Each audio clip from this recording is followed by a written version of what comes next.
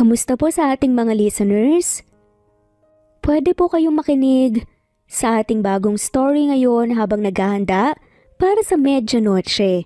Enjoyin po natin ang araw na to. At para sa kaalaman ng lahat, na-post na po sa ating Facebook page na Kat Amazing Stories ang mga nanalo sa ating amazing raffle.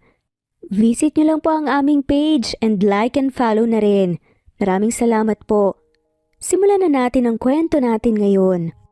Kambal nag-apply bilang personal assistant ng isang supladong CEO na ama pala nila para mabayaran ang utang ng kanilang ina. Hello sa inyong mga magiliw na tagapakinig. Kamusta kayo? Hayaan niyo palang ipakilala ko sa inyo ang sarili ko.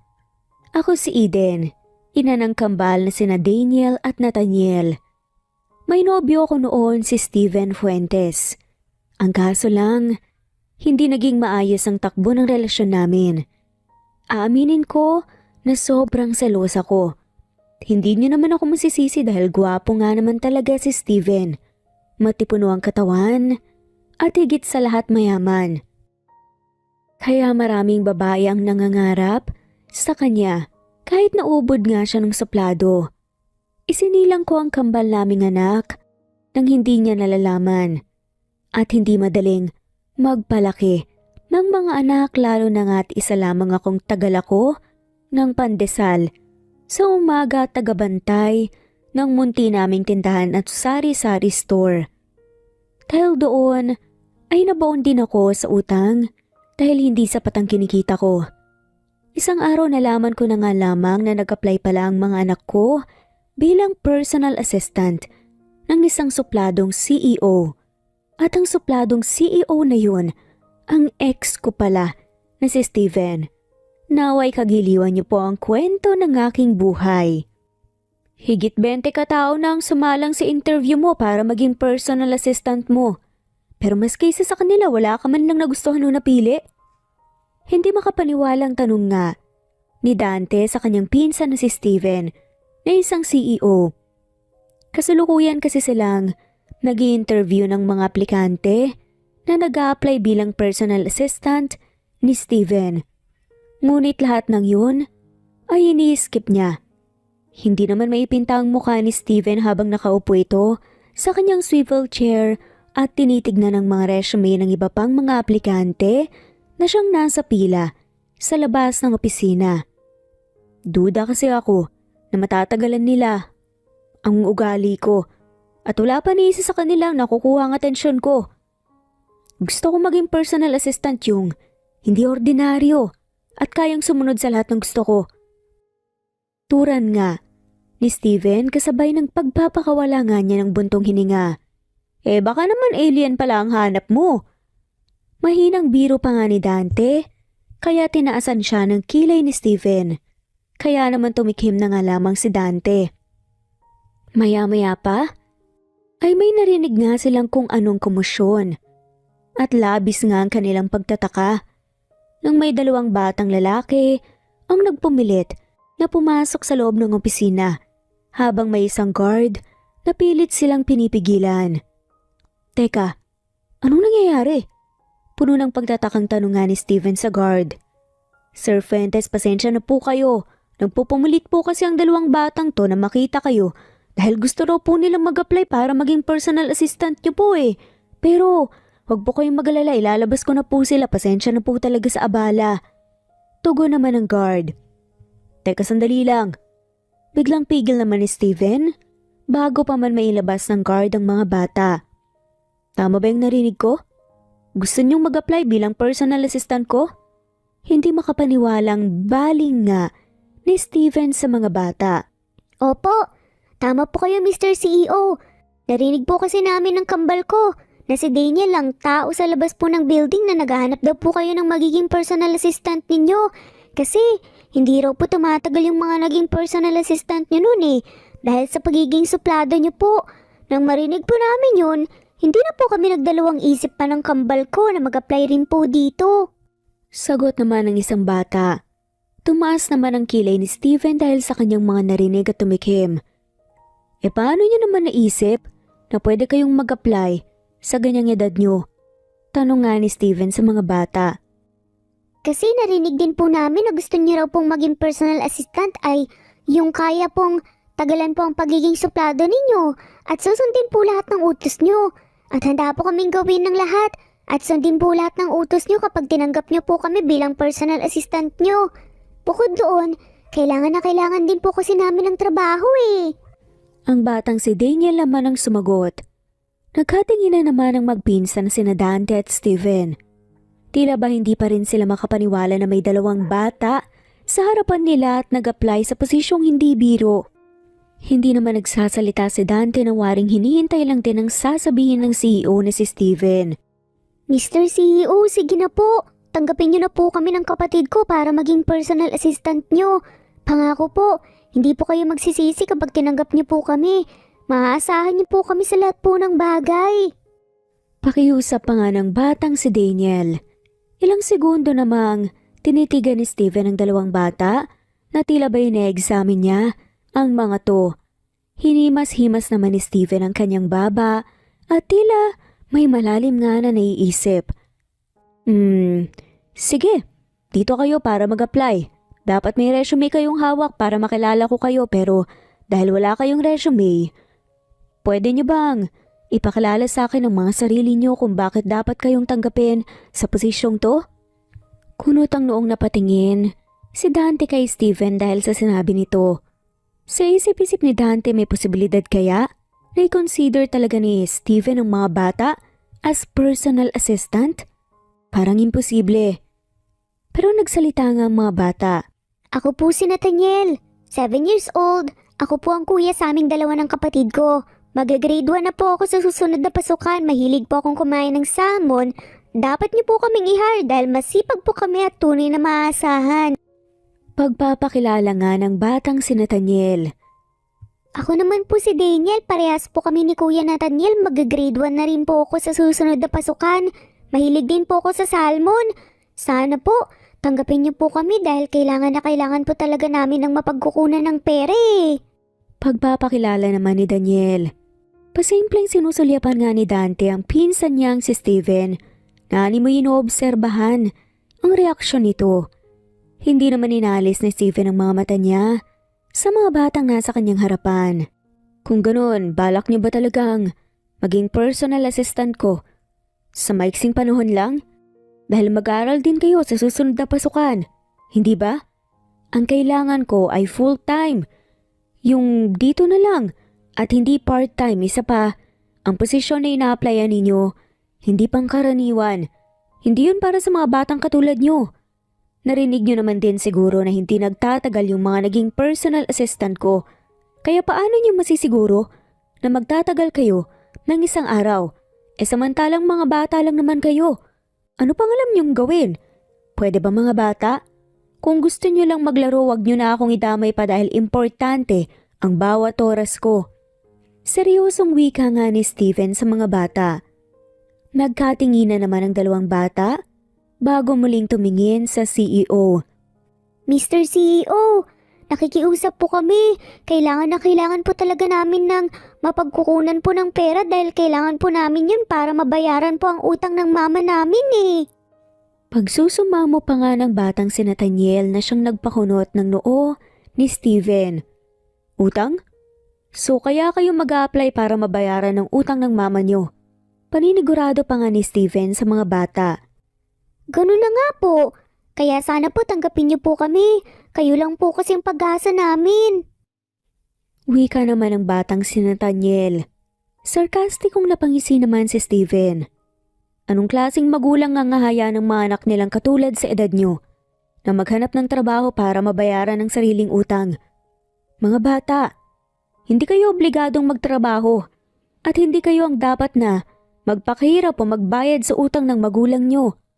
Sabi pa nga ni Steven at dahil doon, napalitan ng reaksyon ng mukha ng mga bata kung saan nagsalubong ang mga kilay ng mga to na tila ba hindi nila nagustuhan ang sinabi ng CEO. Wag niyo pong pagsasalitaan ng ganyan ng mama namin. Hindi niyo po siya kilala. Hindi niyo rin po alam kung ano po ang mga pinagdaanan niya para lang po mapalaki po kami ng kakambal ko. Si mama lang po ang nakasama namin. Kung may dapat po kayong pagsalitaan ng ganyan, yun po ang papa namin na pinabayaan lang po kami. Madiin nga ang boses na sambit nga ng batang si Nathaniel. Bahagyang nagulat naman si Dante at ang guard sa paraan kung paano sinagot ng bata ang CEO, lalong-lalo na si Steven, at tila ba pinagsisihan ang kanyang sinabi. Sorry sa mga nasabi ko. Tama ka naman na hindi dapat ako nagsalita ng ganun dahil hindi ko kilala ang mama niyo. Anyway, salamat sa pag-a-apply niyo. Kung sakaling hire ko kayo ngayon, pwede na ba kayong magsimula kagad bukas? Walang pag-aalinlangan naman na tumango-tango ang dalawang cute na bata. Kahit kailan niyo po gusto. Excited na bulalas naman ni Daniel. Good. Hired na kayong dalawa.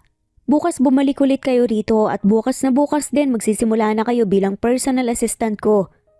Pagkasabi nga nun ni Steven ay namutawi nga ang malapad na ngiti sa mukha ng mga bata. Maraming salamat po talaga, Mr. CEO. Makakaasa po kayo na hindi po kayo magsisisi sa pag-hire po sa amin. Ngiting-ngiti na wika naman ang batang si Nathaniel na parang kanina lang nagalit ito sa CEO dahil sa hindi magandang sinabi nito patungkol sa kanilang ina. Alright, sa ngayon enjoy niyo muna ang pagiging bata niyo. Mauna na ako dahil may meeting pa ako. Huling sinambit nga ni Steven bago siya umalis ng opisina. Habang naglalakad nga palabas ng building si Steven ay isang babae naman ang panay na nagpapalingalinga sa paligid at waring may hinahanap. At sakto namang sumulyap si Steven sa kanyang relo dahilan para hindi nila mapansin ang isa't isa at ang naging resulta noon ay nagkabanggaan nga silang dalawa. Bakit ba hindi ka tumitingin sa dinadaanan mo? Iritableng bulyaw na nga lamang ni Steven sa babaeng nakabanggaan niya. Wow! Ako pa talaga ang sisisihin mo? Hindi makapaniwalang buwelta naman ng babae. At nang sandaling nagtagpo ang mata nila ay pareho silang natigilan. Eden? Bigkas nga ni Steven sa pangalan ng babae sa hindi makapaniwalang tono. Napalunok naman si Eden nang makilala rin niya ang lalaki. At ng mga sandaling yun, nanumbalik sa kanilang mga alaala ang kanilang nakaraan. Ang nakaraan kung saan may relasyon silang dalawa, ngunit humantong din sa hiwalayan. At ngayon na muling nag-cruise ang mga landas nila ay tila ba pareho silang labis na hindi makapaniwala sa muli nga nilang pagkikita. Muling nakita ang isa't isa sa paglipas ng maraming taon. Ano ginagawa mo dito? Hindi ka naman siguro nandito dahil hinahanap mo ako, di ba? Nagsisi ka na ba? Sa pakikipaghiwalay sa akin ng biglaan? Tanong pa nga ni Steven sa kanyang ex sa malamig na tono ng boses. Hinahanap kong mga anak ko. At kung nagalit ka dahil nabangga kita, sorry. Pero kailangan ko nang hanapin ang mga anak ko. Sagot naman ni Eden kung saan kaagad nga niya itong pinaalis. At muling ipinagpatuloy nga ang paghahanap sa anak. Naiwan namang tulala at nakaawang ang bibig ni Steven dahil sa labis na pagkapahiya at hindi makapaniwala. Hindi akong pinunta niya? Hinahanap niya ang mga anak niya? Teka, may mga anak na siya? Hindi makapaniwalang usal nga ni Steven sa sarili. At nang makabawi mula sa pagkatulala, ay agad sinubok niyang habulin ang kanyang ex. Subalit hindi na nga niya ito nakita pa. Kaya naman nagdial siya sa kanyang cellphone at tinawagan ng kanyang pinsan na si Dante. Oh, Steven, bakit ka napatawag? Bungad nga ni Dante sa kabilang linya. Nasaan ka? Magkita tayo. May sasabihin ako sa'yo. Sabi nga lang ni Steven sa kanyang pinsan na pinatay na nga ang tawag. Samantala hindi pa rin nawawala ang ngiti sa mga maninipis na labi ng kambal na magkapatid matapos nga nilang ma-hire bilang personal assistant ng supladong CEO. Dahil sa wakas ay matutulungan na nga rin nila ang kanilang ina na mabayaran ang lahat ng utang ito dahil nga sa oportunidad na ibinigay sa kanila ni Steven. Kuya Nathaniel, Bakit pala hindi natin sinabi kay Mr. CEO na siya ang papa natin? Biglang tanong ni Daniel sa kanyang kakambal. Daniel, hindi natin pwedeng gawin yun. Paano na lang kung ayaw niya pala sa atin? Baka kung sinabi natin sa papa natin, baka lalong hindi niya tayo tanggapin para maging personal assistant niya. Kailangan din natin kunin ang chance na to para magkaroon tayo ng pera at para matulungan natin si mama na mabayaran natin lahat ng utang niya. Isa pa, hindi alam ni mama na alam natin ang totoo na kilala na natin ang papa natin. Katwiran nga ni Nathaniel sa kapatid. Pero pwede rin iba ang nangyari. Paano kung tanggapin niya pala tayo bilang mga anak niya? Pwede rin naman siguro na humingi na lang tayo ng tulong sa kanya. Kasi responsibilidad naman tayo ni Mr. CEO na tulungan eh. Dahil mga anak naman niya tayo. Wika naman ni Daniel. Bakit Daniel? Ayaw mo bang maging personal assistant ni Mr. CEO? Tanong naman ni Nathaniel sa kanyang kapatid. Hindi ko lang kasi talaga nagustuhan yung sinabi niya kanina tungkol kay mama. Pinabayaan niya tayo tapos ganun pa ang sasabihin niya. Pero tama ka Kuya Nathaniel. Mas maigi na nga lamang siguro yung ganito para matulungan natin si mama muna. Isa pa, mabuti rin naman na matutulungan natin si mama sa perang pinaghirapan natin, diba? Tugon naman ni Daniel na siyang sumang-ayon na nga lamang sa sinabi ng kanyang kapatid. Tara na, kailangan na nating balikan si mama sa restaurant. Panigurado nag-aalala na sa atin yun. Pagyaya na nga ni Nathaniel sa kanyang kapatid at umalis na nga sila kung saan nakasalubong nga nila ang kanilang ina sa hallway. Nathaniel, Daniel! Diyos ko, ano bang ginagawa niyo rito ha? Bakit ba bigla na lang kayong nawala sa tabi ko? Hindi niyo alam kung gaano ako kan nag-alala ng gusto sa inyo. Bakit niyo ba ginawa yun ha? Sermon nga ni Eden sa mga bata na bakas pa rin sa tono ng kanyang boses ang labis na pag-aalala. Sorry po mama, hindi na po mauulit. Tanging nasabi na nga lamang ng kambal sa kanilang ina. Umuwi na tayo, sabayan na natin pag-usapan ng lahat. Nang sabihin nga yun ni Eden ay umuwi na nga sila ng bahay kasama ang mga anak niya. Mama, sorry po ulit kung pinag-alala po namin kayo ah. Nakangusong sambit nga ng batang si Nathaniel sa kanilang ina pagka-uwi nga nila ng kanilang bahay. Mga anak, ngayon ipaliwanag niyo sa akin kung bakit nandoon kayo sa building na yon ha? Bakit kayo nagpunta ron? At higit sa lahat, bakit kayo bigla na lang umaalis sa tabi ko nang hindi nagpapaalam? Paano na lang kung may nangyaring masama sa inyo? Mga bata lang kayo, kaya hindi niyo dapat ginagawa ang ganong bagay. Sobra akong nag-aalala sa inyo, alam niyo ba yun ha? Walang humpay nga na paninermon nga ni Eden sa kanyang mga anak habang nakapamewang. Napayuko naman ang dalawang bata. Eden naman, wag mo namang masyadong pagalitan ng anak mo. Pakinggan mo muna kasi yung paliwanag nila, sigurado namang may dahilan kung bakit nila ginawa yun. Dahil ito naman ang unang beses na umalis sila sa tabi ko nang hindi nagpapaalam tsaka mabait naman ang mga batang yan. Pagtatanggol naman ng kaibigan ni Eden na si Ayla sa mga bata. Ayla, hindi mo kasi alam kung gaano ako nag-alala at natakot kanina nung nawala sila sa tabi ko. Kung ano-ano pang naisip ko na baka kinidnap na ni sila. O ano, tapos wala akong kamalay-malay. Mabuti na lang, may nakapagturo sa akin na sa isang building sila nagpunta. At hindi ko alam kung anong ginagawa nila sa building na yon. Tapos ito pa, dahil nakita ko rin si Steve. Natigilan nga si Eden nang muntikan na nga niyang mabanggit ang pangalan ng kanyang ex. Bahagya rin namang nagulat si Ayla dahil hindi naman nabigkas ni Eden ang buo ang pangalan ng lalaki. Batid na nito kung sinong tinutukoy na nakita niya. Mama, magpapaliwanag po kami. Biglang sabat naman ng batang si Nathaniel sa kanyang ina. Siyempre dapat lang naipaliwanag niyo sa akin kung bakit kayo naroroon sa building na yon. So ngayon sabihin niyo sa akin, anong ginagawa niyo ron? Istrikta nga ang boses na pagkukwestiyon ni Eden sa kanyang mga anak. Mama, kaya po kami nagpunta ron ni Daniel kasi po nag-apply po kami bilang personal assistant po ng isang supladong CEO eh. Panimula nga ng batang si Nathaniel. Ha? Nag-apply bilang personal assistant ng isang supladong CEO? Teka, tama ba itong mga naririnig ko? Tila ba ayaw maniwala na reaksyon naman ni Eden. Habang si Ayla naman ay kumagat sa apple na kinuha niya mula sa mesa at naupo na animoy naghihintay rin sa mga sasabihin ng dalawang bata. Tama po, Mama. Narinig po kasi namin ni Daniel na hiring po ang building na yun at naghahanap po sila ng magiging personal assistant po ng CEO. Kaya kinuha na po namin yung pagkakataon na yun para po mag-apply para matulungan po kayo. Mahabang paliwanag ni Nathaniel.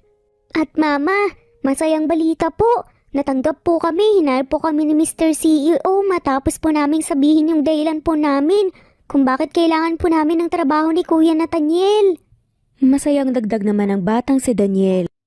Ilang segundo namang hindi nakareact sina Eden at Ayla na tila ba sinisink in pa nila sa kanilang mga utak ang mga sinabi ng dalawang bata patungkol nga sa pag-a-apply ng mga to para maging personal assistant ng isang CEO. Dahilan kayo umalis na nga lamang ang mga to nang hindi nga nagpapaalam sa kanilang ina. Teka, sinasabi ninyo na kaya kayo nandoon sa building na yun kasi nag-a-apply kayo para maging personal assistant ng isang CEO at na-hire naman kayo kaagad? Teka lang mga anak, gusto niyo bang paniwalaan ko yung hindi ka panipaniwalang palusot niyo ha? At sinong CEO naman ang tatanggap sa mga bata bilang personal assistant ha? Mga anak, saang drama o palabas niyo naman nakuha ang linyang yan? Sige na, sabihin niyo na sa akin ang totoo at hindi niyo na kailangan pang mag-imbento ng kwento para lang bigyan ng rason ang ginawa niyo. Biglang sabi naman ni Eden sa seryosong tono ng boses at tila ba ayaw nitong paniwalaan ang mga sinabi ng mga anak. Nagkatinginan naman ng dalawang bata at parehas na nagpakawala nga ng isang malalim na buntong hininga. Aba, kung makabuntong hininga naman kayo parang ang laki ng problema niyo ah. Komento pa nga ni Eden sa mga bata. Mama, hindi naman po kasi kami nag-iimbento lang ng kapatid ko. Totoo po ang mga sinabi natin. Totoo pong nag-apply po kami bilang PA ng CEO at natanggap po kami dahil sinabi po namin ang rason namin kung bakit kailangan po namin ng trabaho. Giit pa nga ni Nathaniel. At anong rason naman ang sinabi niyo? Sige nga.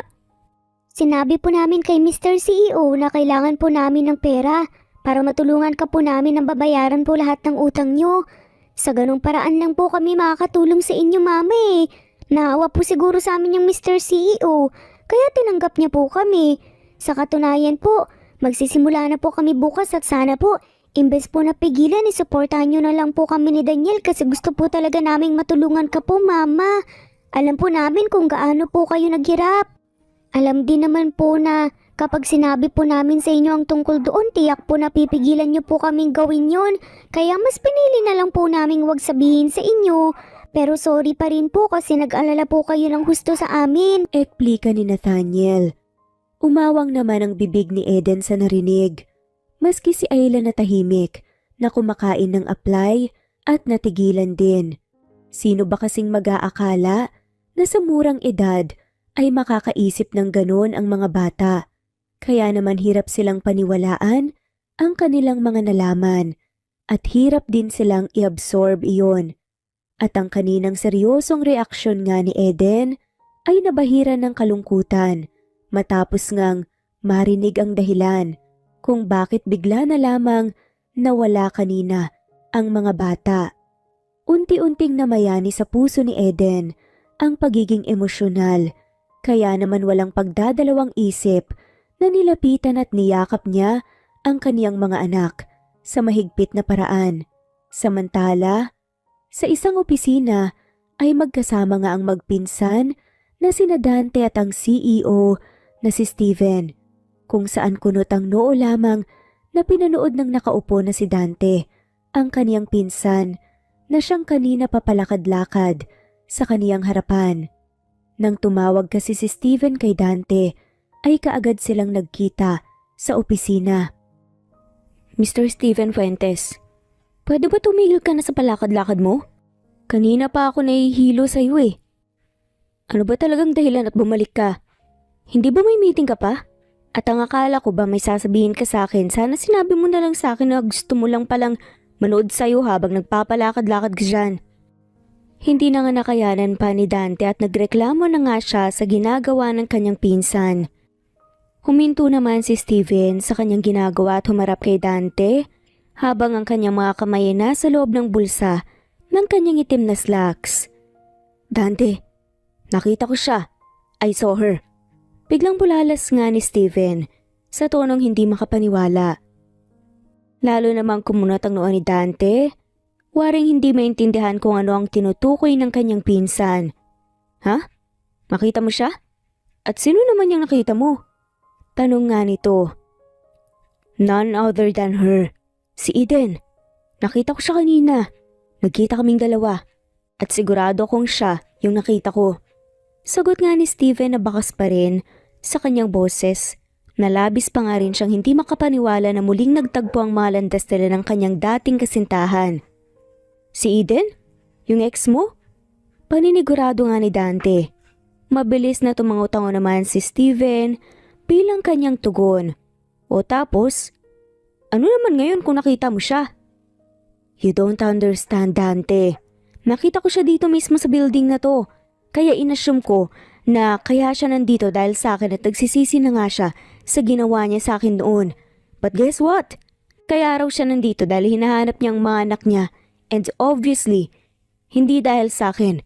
Can you believe it? May mga anak pala siya. At ito pa, hindi man lamang niya ako kinausap kahit sandali at bigla na nga lamang siyang umalis para hanapin kuno ang mga anak niya. Mukha nga siyang nagbabadali talaga eh. Pagraran pa nga ni Steven sa kanyang pinsan. Ano naman ngayon kung may anak na siya? Hindi naman yun nakakapagtaka dahil ilang taon na rin naman simula nung naghiwalay kayong dalawa. Isa pa, baka naman talagang totoong hinahanap niya ang mga anak niya dahil sabi mo nagmamadali. Pagbibigay katwiran naman ni Dante. Hindi mo naiintindihan ang point ko. My point is, paano niya nagawang maghanap kaagad ng iba? At magkaroon nga siya ng mga anak sa kabila ng mga nangyari sa amin noon. Ano yun? Ganun-ganun lang yun? Mabilis niya akong kinalimutan? Patuloy na pagrarant pa nga ni Steven habang mababatid mo sa kanyang boses at mukhang inis. At hindi makapaniwala sa isiping tuluyan na nga siyang kinalimutan ng kanyang ex. Napailing na nga lamang ang kaibigan. Patay tayo riyan mukhang hanggang ngayon. Hindi ka pa rin nakaka-move on sa ex mo ah. Alam mo, kilala kita. At kilala ka bilang supladong CEO. Pero pagdating dyan sa ex mo, bigla ka na lang nahihibang at nababaliw. Parang nagbabago yung ugali mo. Tignan mo sarili mo ngayon. Mukha kang ewan. Umiling-iling nga na komento naman ni Dante sa kanyang pinsan. Napabuntong hininga si Steven at naupo sa kanyang swivel chair. Siya nga pala, tungkol doon sa mga batang hinire mo para maging personal assistant mo. Bago yun ah. Talagang hindi ako makapaniwala na tatanggapin mo ang mga batang yun sa posisyon. Talagang nag-risk ka ng ganun? Seryoso ka ba talaga? Paanong mga trabaho? Maya-maya pa ay pag-iba nga ni Dante sa usapan ng maalala niya ang mga batang nag-apply kanina kung saan hindi rin siya makapaniwala na tatanggapin ng dalawang bata. Mukha ba akong mahilig magbiro? Taas ang kilay nga at supladong tugon naman ni Steven sa kanyang pinsan. Hindi lang kasi ako makapaniwala, Steven. Mga bata yun. Sa tingin mo ba talaga? Kaya nilang gampanan ang posisyon na maging PA mo? Look, wala akong problema sa mga bata. Nag-aalala lang ako sa kanila na baka mahirapan sila. Lalo na at ikaw ang magiging boss nila. Katwiran pa nga ni Dante. Dante, siguro nga suplado ako sa paningin ninyong lahat. Pero hindi naman ibig sabihin nun na wala akong puso pagdating sa mga bata. Saka, hindi mo ba narinig yung mga sinabi nila kanina? They need money para mabayaran yung utang ng nanay nila. Isa pa, wala naman sigurong masama kung susubukan ko sila. Dahil mukha naman silang seryoso sa mga sinabi nila. Besides, for sure, for temporary lang naman yun. Paliwanag naman ni Steven. Sabagay. Pero Nakakamanghalang isipin na may something in common din kayo ng mga batang yun. Biruin mo, mahilig din pala sila sa salmon. Yun ang paboritong pagkain mo, di ba? Siguro yun ang dahilan mo kaya mo sila hinire. Usal pa nga ni Dante sa tonong namamangha. By the way, about kay Eden, hindi pa rin ako mapakali eh. Kailangan nating malaman kung totoo ba talagang may mga anak siya. O baka ginawa niya lang yun, na dahilan para iwasan ako kanina. Pagbabalik naman ni Steven sa usapan nila kanina, patungkol sa kanyang ex. Nang marinig nga naman ni Dante, ay naisandal niya ang ulo sa sofa at humugot ng isang malalim na buntong hininga. Sa nakikita ko, mukhang patay na patay ka pa rin talaga kay Eden. Pero wag ka lang masyadong umasa dahil may possibility na totoong may mga anak na nga siya. O baka asawa. Tinatamad na wika naman ni Dante habang sa kisame ng katuon ng tingin niya. Shut up. Tulungan mo na lang ako na mahanap siya at malaman ang totoo. Masungit na anas naman ni Steven at napasandal sa kanyang swivel chair. Kinabukasan ng magising si Eden ay nadatnan niya ang mga anak niya sa sala na nakasuot nga ng formal na kasuotan at kasalukuyang inaayusan ng kanyang kaibigan na si Ayla. Teka, anong meron? Bakit ganyan ang mga suot niyo? Unang bungad nga ni Eden sa kanyang mga anak at naupo sa sofa. Mama, nakalimutan niyo na po ba? Ngayon na po kami magsisimula bilang personal assistant po ng CEO. Patanong nga na tugon naman ang batang si Nathaniel. Sandali, talagang seryoso yun? Talagang gagawin niya yun? Mga anak, hindi kaya isang kalokohan lang to? Sino ba kasing CEO ang tatanggap ng mga bata, hindi ba? Baka naman niloloko lang kayo ng taong yun. O pinagtitripan, dahil nga sa mga bata lang kayo. Mama, seryoso po kami. At tiyak naman din po kami na hindi po kami binibiro at niloloko ni Mr. CEO eh. Dahil totoo pong hinire niya kami. Isa pa po, sayang naman po yung pagkakataon na to kung hindi po namin susunggapan o susubukan. Ito lang po ang tanging paraan para mabayaran po natin ang utang po natin, Mama eh. Kala mo'y matanda na saad ng batang si Nathaniel. Ay naku Eden, masyado ka namang kontra. Kung nag-aalala ka para sa mga anak mo, pwede mo naman silang samahan o ihatid para makasigurado ka. Bit-bit naman ni Ayla nang lapitan nga niya ang kaibigan. Sasama talaga ako. Hindi pwedeng hindi. Hintayin niyo ako rito. Magbibihis lang ako, okay? Tugon naman Eden at dali-dali nga itong kumilos para nga magbihis. At makalipas lamang ang ilang minuto ay handa na nga siya. Ngunit nakaawang naman ang mga labi ni Ayla nang makita niya ang itsura ng kanyang kaibigan. Habang ang dalawang bata naman, kaimtim lang na nakatitig sa kanilang ina. Ang suot kasi ni Eden ay pantalon at jacket na may hoods tapos may mask pa. San ka ba pupunta Eden? Para ka namang kriminal dyan o celebrity na parang may tinataguan. Bakit naman ganyan ang suot mo? Hello? Sasamahan mo ang mga anak mo sa isang kumpanya at paniguradong makikita mo rin ng CEO. Maging presentable ka naman, girl. Natatawang po na nga ni Ayla sa kanyang kaibigan. Hinila naman siya ni Eden papunta sa isang sulok upang malayo nga sila sa mga bata. Ayla, ano ka ba? Di ba sinabi ko sa'yo kahapon na nakita ko rin sa building na yon si Steven? Kaya ganito ang suot ko para hindi niya ako makalala. Paano na lang kung nandun din siya, di ba? Pagrarason pa nga ni Eden sa kaibigan. Umawang naman ang bibig ni Ayla at bahagyang namilog ang mga mata sa napagtanto. Oo nga pala, no? Nako, what if magkita kayo ulit tapos kasama mo yung mga bata?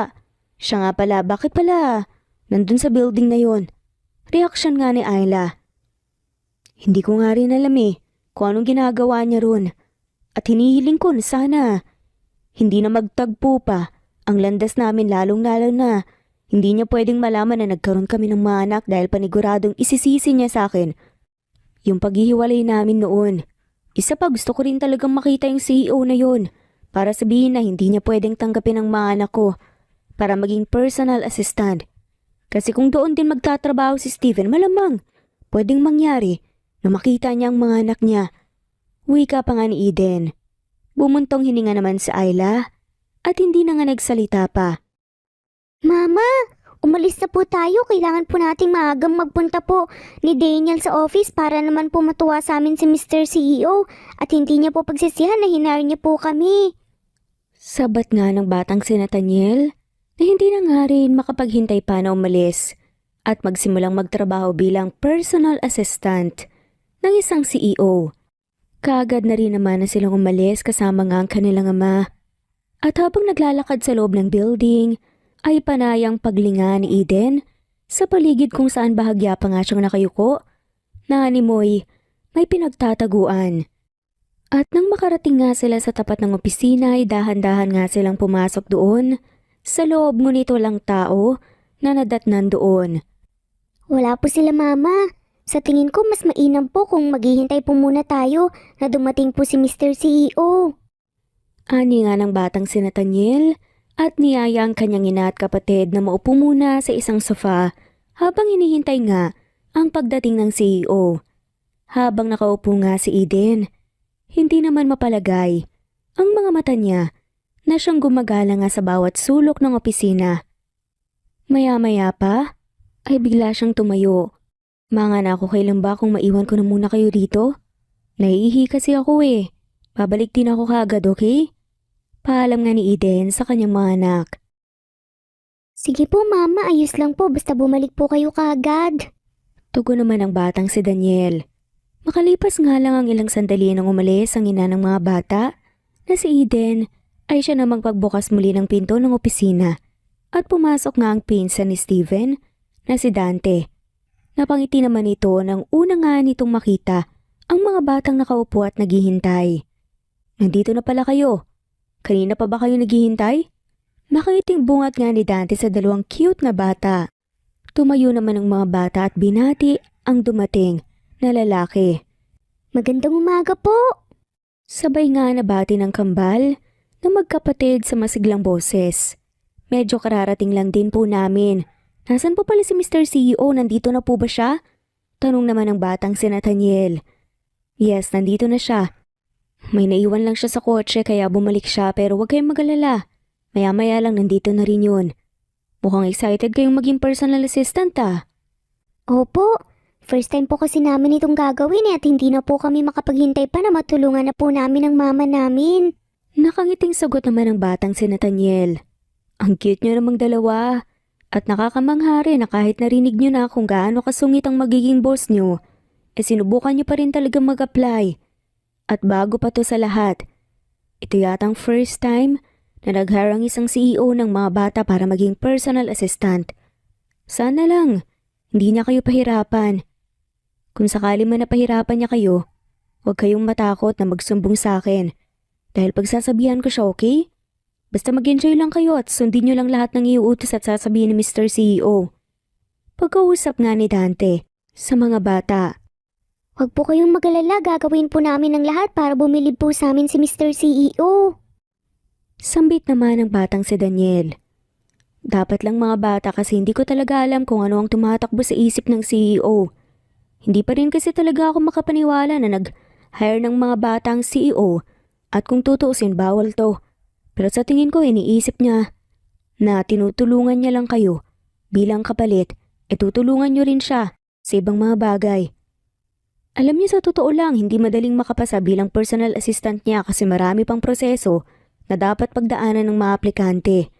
Pero kayo, madali lang kayong natanggap.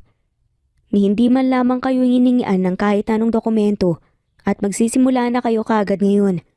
Yun ay siguro dahil sa mga bata lang kayo. Pero huwag kayong mag-alala kasi tiyak naman akong makatarungan din naman ang ibibigay niyang sweldo sa inyo. Hiling ko lang talaga na sana hindi niya kayo pahirapan katulad ng ginawa niya sa mga nauna niyang naging PA. Kaya walang nagtatagal eh. Salaysay pa nga ni Dante sa mahinahong tono ng boses sa mga bata. Mr. Dante, may gusto lang po sana akong itanong sa inyo tungkol po kay Mr. CEO kung okay lang po. Biglang paghingi naman ng permiso ni Nathaniel. Oo naman, ano ba ang gusto mong itanong? Mr. Dante, wala po bang asawa si Mr. CEO o mga anak? Mahusisang tanong nga ng batang si Nathaniel. Kumunot naman ang noon ni Dante kung saan bakas ang reaksyon ng mukha niya ang slight na pagtataka sa biglang tinanong ngakit sa kanya ng bata. Ngunit sinagot pa rin naman niya ang tanong ng bata.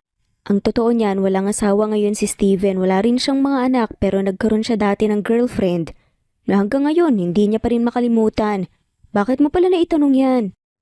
Lumingon naman si Nathaniel sa kapatid niyang si Daniel at inilapit nga ang bibig sa tenga nito kung saan tinakpan niya rin yun. Gamit ang munti niyang palad na animoy may bubulong nga ito.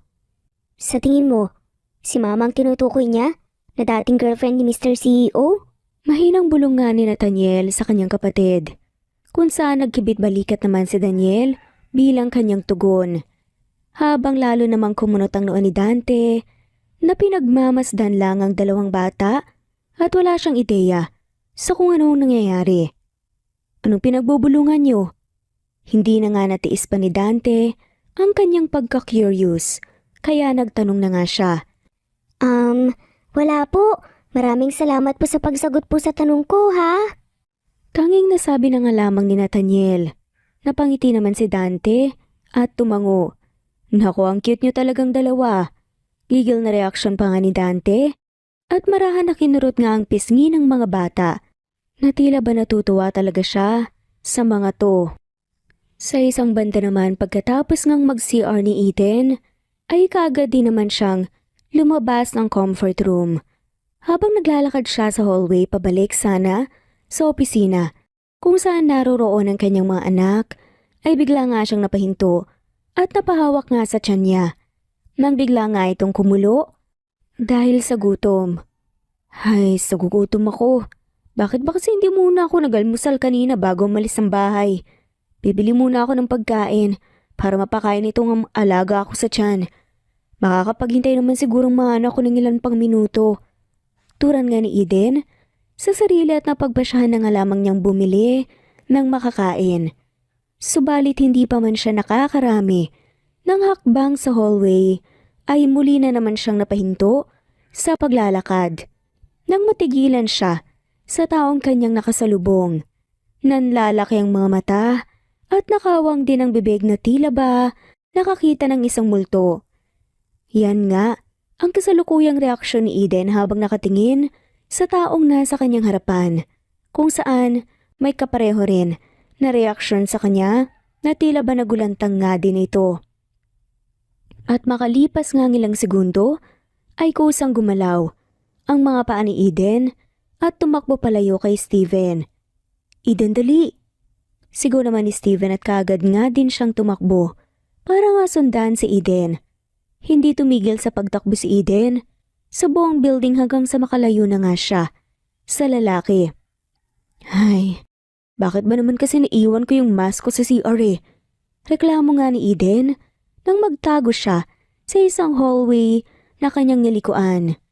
Bahagya naman niyang sinilip ang hallway para makita kung patuloy pa rin siyang hinahabol ng kanyang ex. At nang hindi nga niya makita ang lalaki, nakahinga siya ng maluwag. Mabuti naman at wala na siya. Kailangan ko nang balikan ng mga anak ko para makaalis na kami rito. Maingat ngang naglakad sa hallway si Eden, patungo sa opisina, kung saan niya iniwan ang mga anak niya. Mga anak, pasensya na kung medyo natagalan sa pagbalik si Mama ha. Kaagad namang bungad ni Eden. Sa mga bata kaya napatingin sa kanya ang kanyang mga anak. Nang lapitan ni Eden ang mga anak niya, napansin din niya ang lalaking kausap ng mga to. Ikaw na ba yung CEO na nag-hire sa mga anak ko? Mabuti naman at nandito ka. Gusto sana kitang makausap.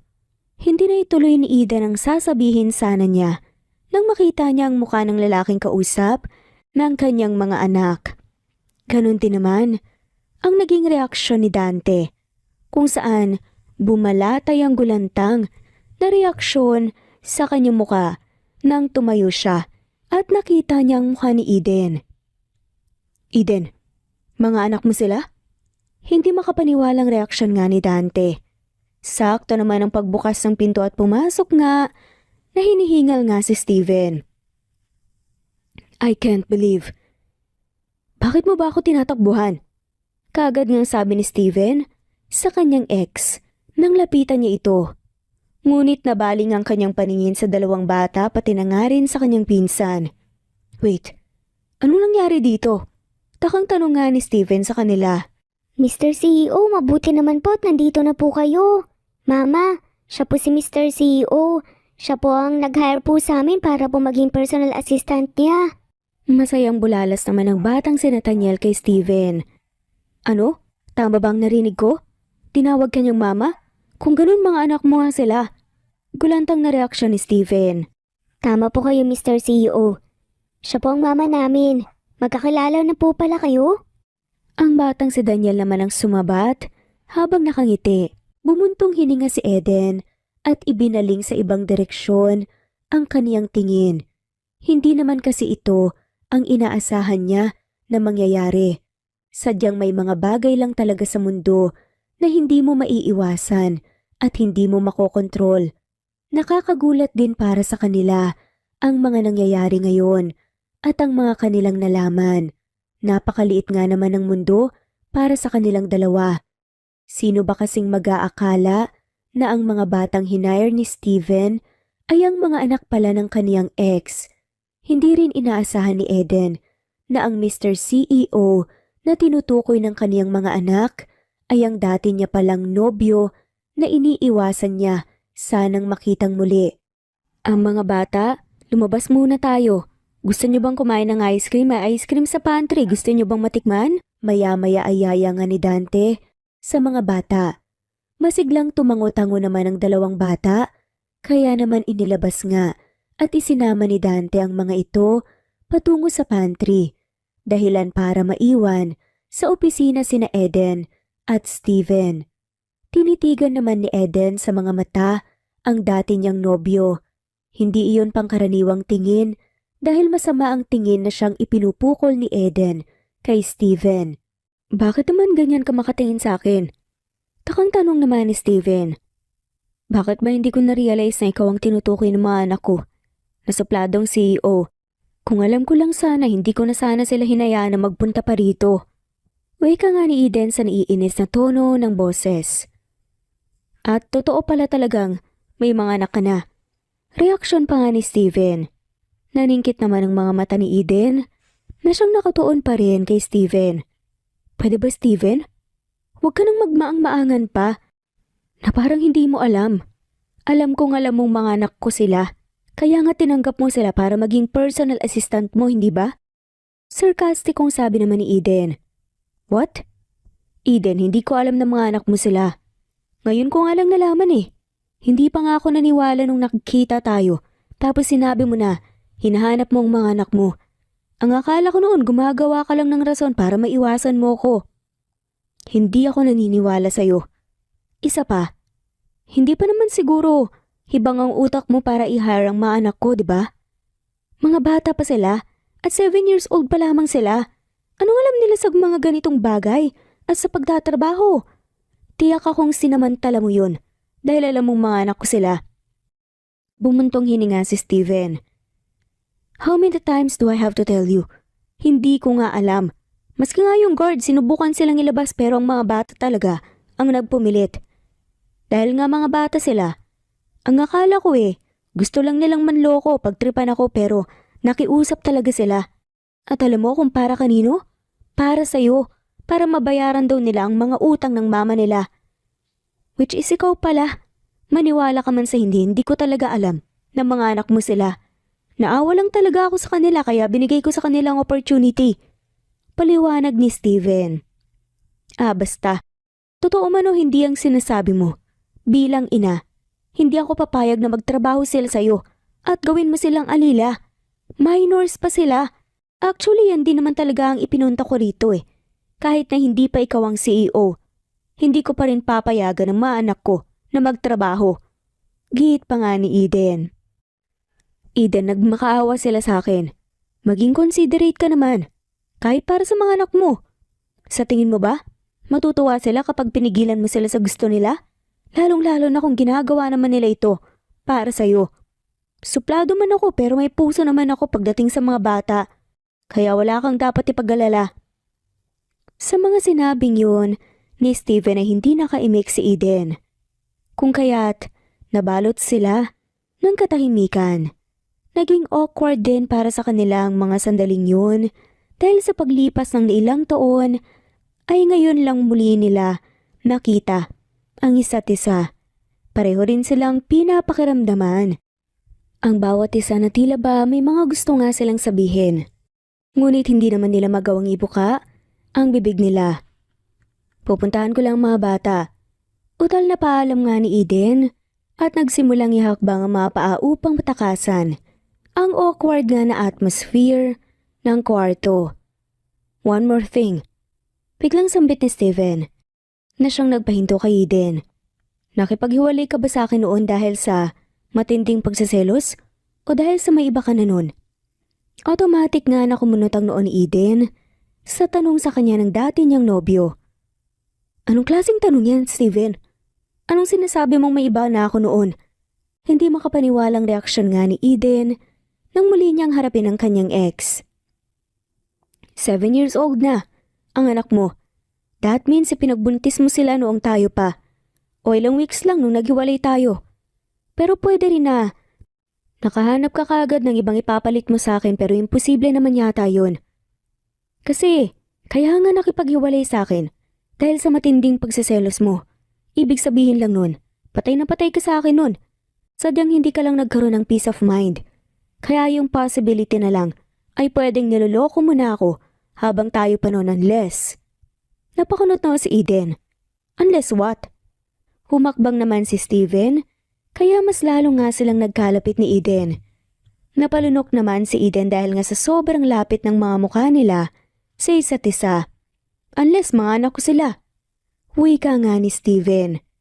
Iniwas naman ni Eden ang mga mata niya. Sa kadahilanang hindi niya matagalan ang paraan ng titig sa kanya ni Steven na tila ba hinihigop siya ng mga mata nito. Ayaw rin niyang bumigay na nga lamang basta, lalo na't siya naman itong nakipaghiwalay noon kahit na mahal pa naman niya ang lalaki. Bakit hindi ka makaimik? Tell me Eden, mga anak ko ba si Nathaniel at Daniel? Hindi ko alam kung anong sinasabi mo. Hindi mo sila mga anak. Pagtanggi naman ni Eden na siyang hindi pa rin magawang makatingin sa dating nobyo. Talaga ba? Pero bakit nauutal ka? At isa pa, ganun ba kahirap na tumingin sa mga anak ko? Bakit? Dahil ba sa may nararamdaman ka pa sa akin? Nakaisingturan pa nga ni Steven sa kanyang ex kung saan mas lalo nga niyang inilapit ang sarili kay Eden, kung saan marahan naman ang paghakbang paatras ni Eden para nga hindi sila maglapit na dalawa. Subalit, sa tuwing gagawin naman yun ni Eden, ay mas lalo lang lumalapit si Steven sa kanya. Hanggang sa naramdaman na nga ni Eden ang pader sa likod niya at ganoon na nga lamang ang pagbilis ng kabog ng puso niya dahil wala na siyang maaatrasan pa. Ilang beses ngang napalunok si Eden dahil ngayon ay sobrang lapit na naman ng mga mukha nila sa isa't isa na animoy sinasadyang gawin iyon ni Steven para tuksuhin siya at hindi nga malaman ni Eden kung ano ang gagawin niya ng mga sandaling iyon dahil hindi niya alam kung paano pa niyang kokontrolin ang sarili niya. Lalo namang napangisi si Steven dahil wala nang maatrasan pa si Eden.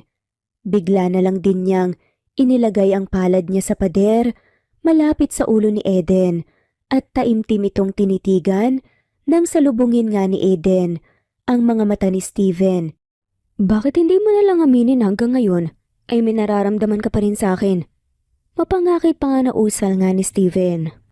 Hindi pa rin magawang maibuka ni Eden ang bibig niya sa kadahilanang nakatuon na ang paningin niya sa mga labi ni Steven. At nang mapansin niyon ni Steven ay napalunok siya.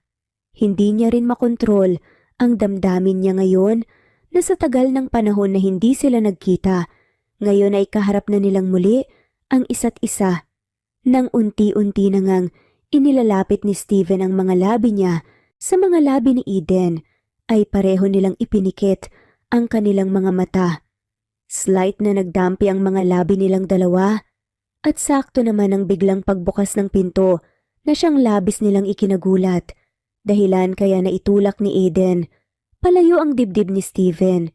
Kaya nawalan ng balanse si Steven at natumba nga ito sa sahig. Kinuha naman ni Steven ang pagkakataon na yon para mag-push up habang si Eden naman ay nagsistretching. Mr. CEO, Mama, ano pang ginagawa niyo? Inosenteng tanong nga ng bata na si Nathaniel na siyang nahihiwagaan nga sa ginagawa ng dalawa. Bigla kasing sumakit ang katawan ko anak kaya nag-stretching ako. Pagdadahilan na nga lamang ni Eden sa kanyang mga anak. Madalas ko talagang gawin ito, ang pagpupush up. Pagrarason naman ni Steven, nang tumayo nga rin ito at tinigil nga ang pagpupush up. Pumeke naman ng ubo si Dante. Mukhang nakakaistorbo yata kami sa muntinyong exercise session na. Makahulugan nga nitong sambit at palihim na napangisi.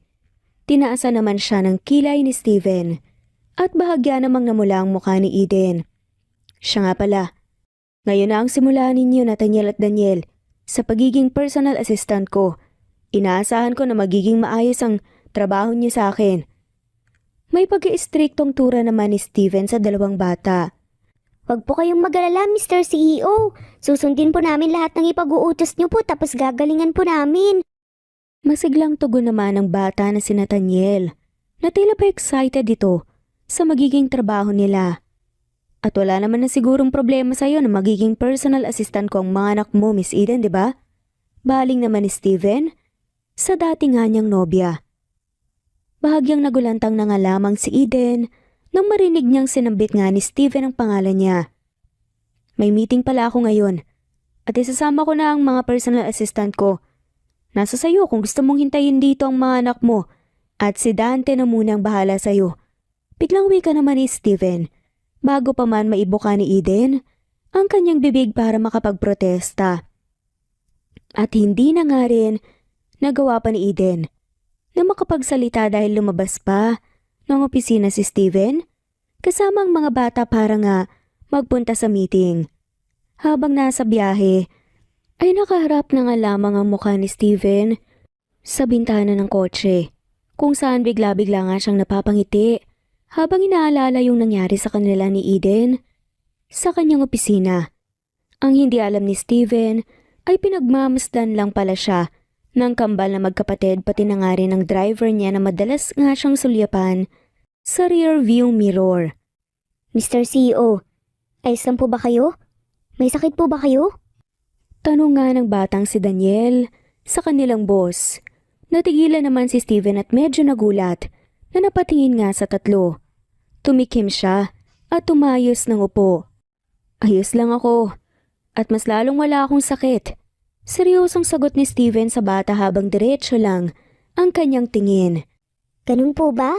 Bakit po pangiti-ngiti po kayo? Siguro may naalala po kayo kaya po kayo napapangiti no? Panunukso pa nga ng batang si Daniel.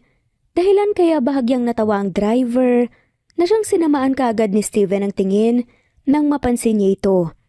Hindi na nga umimik pa si Steven hanggang sa nakarating na nga sila sa isang restaurant kung saan sila magkikita ng kanyang kamiting. Wow, ang ganda naman dito. Tiyak akong masasarap po ang pagkain dito.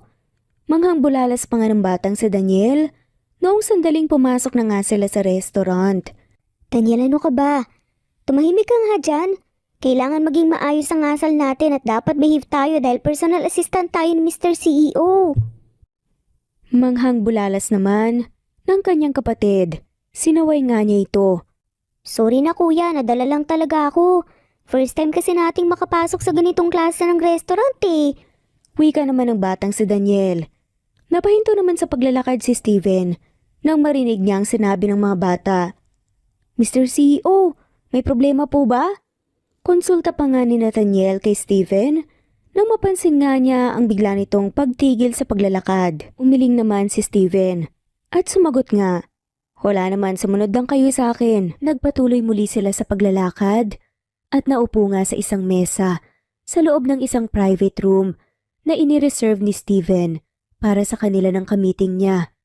Pang-2 tao lang ang table na nireserve ni Steven, kaya naupo siya roon at ang kaniyang mga personal assistant naman na sina Daniel at Nathaniel ay nakaupo naman sa isang sofa na nasa gilid ng kwarto. Panay ang tingin ni Steven sa suot niyang relo habang hinihintay nga ang kamiting niya. Hanggang maya-maya pa ay may isang sexy at magandang babae ang biglang pumasok ng kwarto. Sorry Mr. Fuentes, naipit sa traffic kaya medyo na-late ako. Kanina ka pa ba nandito? Sorry kung pinaghintay kita. Sabi nga ng babae nang maupo ito sa tapat ni Steven. I didn't expect na ikaw ang sisipot. Where's your dad? Tanong naman ni Steven.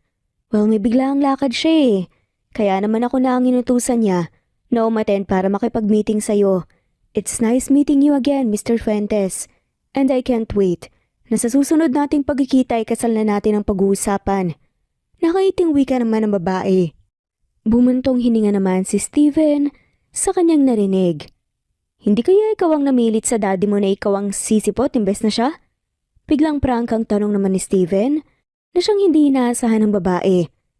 Bakit Mr. Fuentes? May problema ba kung akong ganun nga? Tinungga naman ni Steven ang wine na hawak niya bago nga siya nagsalita. Well, I'm sorry. I don't think na magiging successful ang pag-uusap natin ngayon. Mas preferred ko kasi makapag-usap sa daddy mo. Isa pa, ayaw na ayaw akong hinahaluan ng personal ang usapang business. And to be honest, ayoko ng intention mo sa akin. Masungit na sabi pa nga ni Steven sa babaeng kaharap niya. Mapakala na nga lamang na natawa ang babae sa mga narinig. Well, mukhang tama nga talaga yung naririnig ko patungkol sa'yo na isa kang suplado. But you know what? Ganyan ang mga tipo kong lalaki eh. Pangasar pa nga nito. Hindi naman umimik si Steven na tila ba iniiwasan ng sarili na makapagsalita ng kung ano-ano. By the way, sino pala yung dalawang batang kasama mo? Maya-maya pa ay usisa nga ng babae nang mapansin ito ang dalawang batang nakaupo sa sofa habang pinanood lang sila. Mga personal assistant ko sila. Sagot naman ni Steven sa walang emosyong boses. Well, hindi ko ina-expect yan ah. Mga bata talaga ang ginawa mong personal assistant? Hindi makapaniwalang reaksyon naman ng babae. Hindi lang sila basta mga bata lang dahil mga anak ko sila. Seryosang sambit ni Steven na siyang ikinagulat ng babae. Anyway, sabihin mo sa daddy mo na i-reschedule na lang namin ang meeting thanks sa time mo. Huling sabi ni Steven. Tumayo ang dalawang bata at lumapit muna sa babae na siyang hindi pa rin makaimik, dulot ng pagkabigla. Magandang araw po. Mga personal assistant po kami ni Mr. CEO. Sasabihin ko lang po sana na sobrang sungit po niya kaya wag niyo na pong tangkain pa na magkagusto po sa kanya. Kasi baka hindi niyo po siya matagalan. Idagdag ko lang po na may babae na pong nagpapatipog ng puso niya. At baka masaktan lang po kayo. Mauna na po kami ah. Maraming salamat po. Magkasunod na saad pa nga nila Nathaniel at Daniel. Nang bumalik nga sila sa opisina, ay wala na nga roon si Eden matapos nitong magsabi kay Dante na uuwi na nga siya. At ihahatid na lang pa uwi ni Dante nang ligtas ang mga bata matapos ang trabaho ng mga to. Umupo si Steven sa swivel chair niya at kinuha sa drawer ang kanyang office table. Ang isang puting envelope bago nga niya nilapitan ng mga bata. Heto, isipin niyo na lang na ito ang unang sweldo niyo. Yayain niyo ang mama niyo na kumain sa isang mamahaling restaurant. Pwede na rin kayong umuwi ngayon dahil wala naman na akong meeting. Ako na rin ang maghahatid sa inyo pa uwi. Wika nga ni Steven. Nang iabot nga niya sa mga batang puting envelope na naglalaman ng pera. Nagkatinginan nga muna ang kambal na magkapatid bago tinanggap ni Nathaniel ang puting envelope. Maraming salamat po Mr. CEO. Tiyak po akong matutuwa po si mama nito. Wag po kayong mag-alala. Pagbubutihin po namin ang trabaho po namin sa inyo. Nakangiting usal naman ng batang si Nathaniel. Nang umuwi nga, sina Nathaniel at Daniel sa kanilang bahay at masaya at excited nilang niyaya ang kanilang ina para nga magpunta sa isang mamahaling restaurant. Katulad nga ng sinabi sa kanila ng CEO na si Steven.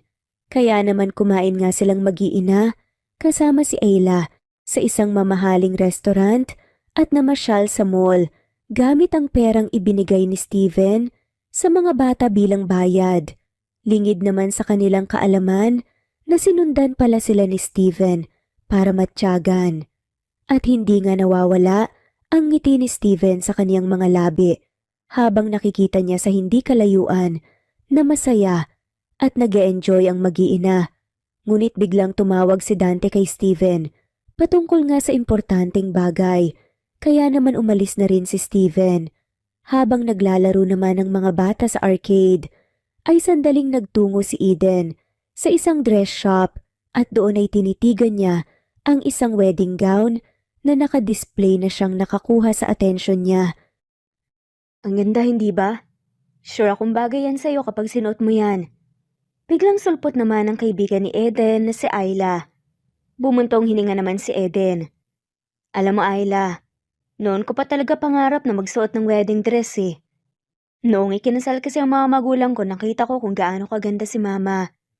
Habang suot niya yung wedding gown niya, nasabi ko sa sarili ko na gusto ko ring magsuot ng ganun balang araw. Hindi ko alam pero nakuha ng wedding dress na to ang atensyon ko. Pakiramdam ko bagay na sa akin kapag sinuot ko. Nakangiting sambit naman ni Eden habang hindi pa rin niya inaalis ang paningin niya sa puting gown na iyon. Sa paglipas ng mga araw, tila ba nag-e-enjoy nga ang magkapatid na sina Nathaniel at Daniel bilang personal assistant ng sarili nilang ama. Unti-unti na ring nagkakamabutihan sina Eden at Steven kung saan hindi na nga pilit na itinago ni Eden ang tunay niyang nararamdaman para sa dati niyang nobyo. Sadyang nahihiya lamang siya sapagkat siya ang nakipaghiwalay noon dahil lang sa matindi niyang pagseselos sa mga babaeng madalas na lumingkis kay Steven kahit gaano pa nga ito kasuplado. Isang araw, nang magtungo nga si Eden sa opisina para nga dalawin ang kaniyang mga anak, ay si Steven lamang ang nadatnan niya na siyang abala sa laptop nito. Nasa pantry yung mga bata. Kumukuha sila ng kape. Usal nga ni Steven nang kaagad nga niyang mapansin si Eden at itinigil nga niya ang kasalukuyan nga niyang ginagawa sa kanyang laptop. Ganun ba? Sige, pupuntahan ko sila. Paalam naman ni Eden. Sandali. Pigil nga ni Steven kaya nga napahinto si Eden. Tumayo naman si Steven at nilapitan si Eden na siyang kaagad nga niyang hinawakan at marahan na isinantal sa pinto. Sa kanya ito siniil ng halik. Walang pag-aalinlangan na tumugon naman sa halik na yun si Eden. I miss you. Sabi nga ni Steven nang maghiwalay nga ang mga labi nila. Na-miss din kita. Tugon naman ni Eden at siya naman ang humalik sa lalaki. Nagtuloy-tuloy na ganun ang naging relasyon nilang dalawa sa bawat araw na lumilipas. Wala pang malinaw na label o kung paano ba matatawag ang relasyon nila, ngunit ang alam nila ay pareho pa rin nilang mahal ang isa't isa at para sa kanila iyon ay ang mahalaga sa ngayon at masaya sila ron. Habang abala si Steven sa mga dokumentong nasa kaniyang harapan ay napasulyap siya sa dalawang batang nakaupo sa sofa habang abala naman sa panunood ng pambatang palabas sa isang tablet na siyang ibinigay nga ni Steven para may pagkaabalahan ng mga ito. Siya nga pala, naalala ko malapit na ang birthday ng mama mo. May naisip na ba kayong ireregalo ninyo sa kanya? Tanong nga ni Steven na siyang nakakuha nga ng atensyon ng mga bata. Ang gusto po sana naming regalo para kay mama ay yung mabayaran na po sana namin lahat po ng utang namin. Bukod pa po dyan, may isang bagay pa po kaming gusto po naming iregalo sa kanya. Sagot naman ng batang si Nathaniel. Ano naman yun? Usisa naman ni Steven. Damit po. Noong namasyal po kasi kami sa mall, may damit po siyang tinitignan. At tingin po namin gustong gusto po ni mama yun. Si Daniel naman ang sumagot. Ganun ba? Walang problema, puntahan natin yung mall at bilhan natin yung damit na gusto ng mama niyo na sinasabi niyo. Biglang pag-aya nga ni Steven sa mga bata. Napangisi naman ng mga bata at nag-apir. Umalis nga sila at nagtungo sa mall. Itinuro din ng mga bata ang damit na tinutukoy nila na gusto nilang iregalo sa kanilang ina. At ganun na nga lamang ang pagkagulat ni Steven nang makita niya kung anong klaseng damit iyon. Sigurado ba kayo ngayon ang gusto ni mama niyo? Utal nga ang tanong ni Steven sa mga bata habang tinitignan ang puting gown na pangkasal. Opo, tinititigan po niya ni Mama at batid po namin na gustong-gusto po niya yung suotin yan. Tugon naman ni Nathaniel. Napalunok naman si Steven sa sinabi ng anak. Maya-maya pa ay may isang sales lady ang lumapit sa kanila. Hello po sir, para po ba sa bride nyo? Magilaw na tanong nga ng sales lady kay Steven. Hindi naman malaman ni Steven kung anong isasagot. Hindi niya rin kasi maintindihan sa kanyang sarili kung bakit nga siya kinakabahan. Tama po kayo. Para po yan sa mama namin, regalo po namin yan kay Mama dahil malapit na po ang birthday niya. Masiglang tugon naman ng batang si Daniel sa sales lady dahilan para mamilog ang mata ni Steven. Wow, ang sweet nyo naman po sir sa magiging asawa nyo. Magpo-propose po kayo sa mismong araw din ng birthday niya. Tiyak po ako matutuwa siya at kikiligin sa plano nyo. Kinikilig nga na komento naman ng sales lady. Kukunin na namin yan. Tanging sabi na nga lamang ni Steven patukoy sa puting gown na siyang nakadisplay. Sir, alam niyo po ba kung anong sukat po niya? Para naman po maging maayos ang kasal niyo at maging komportable po siya sa gown na susuotin niya. Turan pa nga ng sales lady. Kung kailangan ng sukat niya, edi malalaman niya kung ireregalo namin sa kanya at hindi na siya masusurprise. Tugon naman ni Steven. Huwag po kayong mag-alala sir, madali lang naman po yan. Pwede po kaming magdala ng tao sa inyo na siyang magsusukat po sa girlfriend niyo. Pwede niyo pong sabihin na pinapasukatan niyo po siya para sa isang dress na susuotin po niya sa birthday celebration niya. That way po, hindi po siya manghihinala kung anong klase po ng damit ang reregalo ninyo sa kanya. Suggestion pa ng sales lady na siyang sinang-ayunan nga ni Steven. At ginawa nga nila ang plano nilang iyon. Pinasukatan ng mga bata ang kanilang ina at hindi naman nagtaka o naghinala si Eden bagkus ay na-appreciate pa nga nito ang kaswitan ng kaniyang mga anak. At sumapit na nga ang araw ng kaarawan ni Eden na siyang ginanap sa isang hotel. Si Steven ang nagplano ng celebration na noong una ay tinanggihan pa ni Eden dahil ang gusto lamang niya ay isang simpleng handaan. Ngunit pinilit nga siya ng kaniyang mga anak dahil minsan lang naman daw iyon mangyayari. Kaya sa huli ay hindi na nagawang kumontra o tumanggi pa ni Eden na ganapin sa isang hotel ang kaniyang birthday. Wow, ang bongga talaga ng birthday mo Eden, nakakainggit. Napakaswerte mo talaga kay Steven. Tuwang-tuwang reaksyon nga ni Ayla habang ginagala nga ang tingin sa paligid ng venue kung saan may iilan nga ang mga bisita at pagkain sa mga magagarang mesa. Huwag kang maingay Ayla. Mamaya may makarinig pa sa'yo kung ano pang isipin. Mamaya isipin pa ng ibang tao na ginagamit ko lang si Steven dahil sa yaman niya. Isa pa, hindi pa naman official na kami na ni Steven dahil nagkakaunawaan lang naman kami. Saad nga ni Eden sa kanyang kaibigan. Ano ka ba? Nagkaroon na kayo ng relasyon dati, di ba? Anong kaso kung official na kayo? O hindi, ang importante nagmamahalan kayong dalawa at may mga anak kayo. Siya nga pala speaking of mga anak. Kailan mo pala balak na sabihin sa mga bata na si Steven ang ama nila? Kay Steven mukhang hindi na kailangan dahil mukhang alam naman na niya yun na anak niya sina Nathaniel at Daniel. Ani nga ni Ayla. Balak ko ngayong araw sasabihin kay Steven at sa mga anak ko ang katotohanan. Kaya nga ako kinakabahan Turan naman ni Eden. Nang sandaling magsimula nga ang party, ay masasaya ang lahat. Lalo na si Steven, na masaya lang na pinagmamasdan ang kaniyang mag-iina na nag-i-enjoy sa party. At maya-maya pa ay oras na nga para ibigay ni Steven ang inihanda niya, pati na rin ng mga bata na regalo para nga kay Eden. May inihanda kami ng mga bata na espesyal na regalo para sa'yo. Saad nga ni Steven ang lapitan nga niya si Eden at nasa kanila na nga ang atensyon ng lahat. Hindi na sana kayo nagabala pa. For sure malaki ang ginastos mo para dito sa birthday celebration. Nalaman ko rin na binayaran mo rin yung utang ko. Hindi ko na alam kung paano kita pasasalamatan at babayaran. Tapos may regalo pa pala. Magkalong saya At hindi makapaniwala nga ang nararamdaman ni Eden habang kaharap niya ang lalaking mahal niya. Deserve mo naman lahat ng to.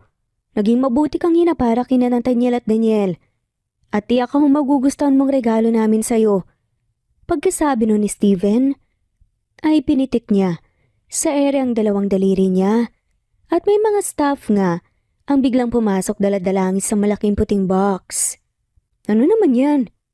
May hiwaga na usisa nga ni Eden.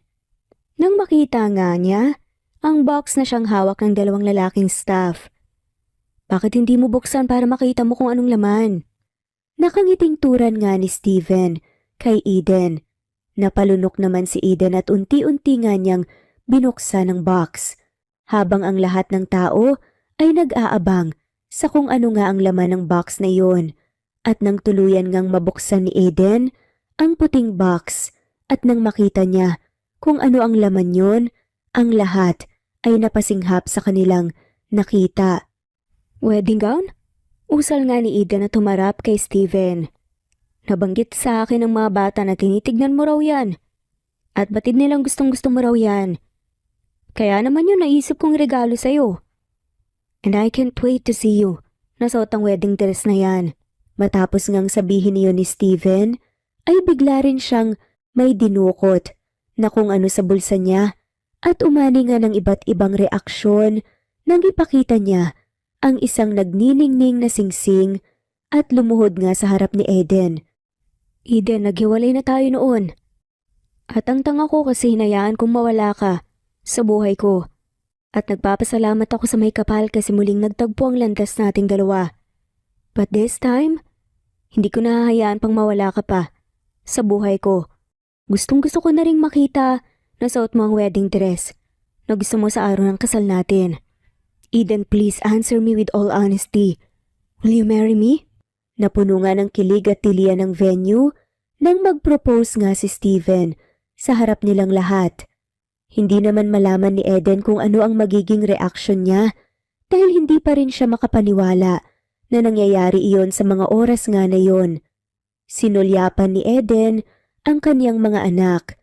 Medyo naluluha na rin ang mga mata niya bago nga siya tumango-tango. Yes, Steven, I will marry you. Lalo ngang namutawi ang matinding tilian at palakpakan ng mga taong naroroon sa venue. Kabilang na rin ang palakpakan ng mga batang sina Nathaniel at Daniel na higit na masaya sa kahit na sino man dahil nagawa nga nilang pagbukluring muli ang kanilang mga magulang. Hindi na nga napigilan ni Eden ang pagpatak ng kaniyang luha, lalo na nang yakapin siya at hinalikan ni Steven. Hindi niya inaasahan ang biglaang pagpopropose ni Steven at isa lang ang alam niya, iyon ay sobrang saya ng puso niya. Ngunit, bigla siyang may naalala, kaya naman humiwalay siya sa yakap at tinitigan sa mga mata ni Steven. Steven, may gusto sana akong aminin sa'yo tungkol sa mga bata.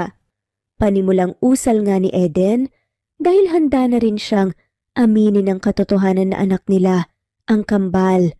Napangiti naman si Steven at tila ba mukhang alam na rin niya kung ano ba ang sasabihin sa kanya ni Eden. I already know, Eden. Hindi mo man inamin sa akin directly noon pero ramdam ko. Ramdam ko na anak ko rin sina Nathaniel at Daniel. Hinihintay ko lang naman talagang aminin mo sa akin kung kailan ka ready. Ang mas dapat nating isipin ngayon ay kung paano natin sasabihin sa mga batang katotohanan na ako ang tatay nila. Nang biglang, Hindi na po kailangan kasi matagal na rin po naming alam na ikaw po ang papa namin, Mr. CEO. biglang sabat naman ang batang si Nathaniel nang lapitan nga nilang magkapatid ang kanilang mga magulang. Ano? Ano ibig mong sabihin, anak? Na matagal niyo nang alam na si Steven ang ama niyo. Hindi makapaniwalang baling naman ni Eden sa mga bata. Mama, noon pa lang po alam na po namin ang totoo dahil narinig po namin kayo ni Tita Ayla na nag-uusap po dati. Pinag-uusapan po ang tungkol sa papa namin at sinabi niyo po ang pangalan niya. Kaya inalam po namin ni Daniel kung sino si Steven Fuentes at nalaman po namin na isa po siyang CEO. Paliwanag naman ni Nathaniel. Kung ganoon, bago pa man kayo mag-apply para maging personal assistant ko, alam niyo na ako ang papa niyo? Gulantang na usisa naman ni Steven. Tumango-tango naman sina Nathaniel at Daniel. Hindi nga makapaniwala sina Eden at Steven dahil buong akala nila ay ang mga bata ang mabibigla sa aaminin nilang katotohanan, ngunit kabaliktaran ang nangyari dahil sila pa ang nagulat ng malaman na matagal na palang alam ng mga bata ang tungkol sa bagay na yon. Matapos nga ang memorable na moment na yon para kay Eden, hindi naman nagtagal ay sumapit na rin ang araw na pinakahinihintay ni Eden. Ang araw na masusuot niya ang wedding dress na gustong-gusto niya sa araw nga ng kasal nila ng lalaking mahal niya. At oras na nga para sabihin ni Steven ang wedding vows niya. Subalit, hindi siya nagsasalita, kaya naman namutawi ang pagtataka sa mukha ni Eden, pati na rin sa mga taong naroroon din sa loob ng simbahan. Para nga saksihan ang kasal nilang dalawa. Steven, ayos ka lang ba? Anong problema? Nag-aalala lang ang tanong ni Eden sa kanyang groom. Iniisip ko lang kasi kung dapat ko bang sabihin yung wedding vows. Kung iisipin kasi marami pa ring mag-asawang naghihiwalay. Kahit na nangako sila sa harap ng altar. Ayokong sabihin ang wedding vows dahil sa ayoko. Kundi dahil ayokong basta na nga lamang sabihin yon. Gusto ko kasing tuparin yun at alam ko sa puso ko na hindi ko hahayaan na mangyari sa ating dalawa yung nangyari sa ibang mag-asawa. Ang alam ko lang, mahal na mahal kita. At ang tanging ipapangako ko lang ay hindi ako magsasawang mahalin ka habang buhay. Litaan niya nga ni Steven at maraming mga tawang na-touch sa mga sinabi niya. Kabilang na nga rin si Eden. Katulad mo, ang ipapangako ko lang din ay mamahalin din kita ng buo at tapat habang buhay. Saad naman ni Eden na pinipigilan ang pagpatak ng kaniyang mga luha. At noong oras na nga para halikan ng groom, ang kaniyang bride ay walang pagdadalawang isip na inangkin ni Steven ang mga labi ng kaniyang asawa. Ang pamilyang sinikap na buuhin ng kambal na magkapatid na sina Nathaniel at Daniel ay tuluyan na ngang nabuo at namuhay ng mapayapa. Minsan nga ay nakakapagdesisyon tayo ng mga bagay na hindi naman natin gustong gawin at nadadala lamang tayo ng ating emosyon, lalo na pagdating sa relasyon ng dalawang taong nagmamahalan. Subalit darating din talaga ang panahon na magkakaroon ka ng pangalawang pagkakataon para itama at baguhin ang maling desisyon na nagawa mo sa nakaraan. At ang mahalaga na nga lang ay ang patuloy na sundin ang isinisigaw ng puso at magtiwala sa taong minamahal mo. At dito na nga po nagtatapos ang kwentong pagmamahalan ni Eden at Steven. Maraming salamat po sa lahat na mawalang sawang sumusubaybay. Happy New Year po sa ating lahat. Sana po ay maging masaya ang inyong selebrasyon. Muli ito ang Cat Amazing Stories PH. Thanks for listening and God bless everyone.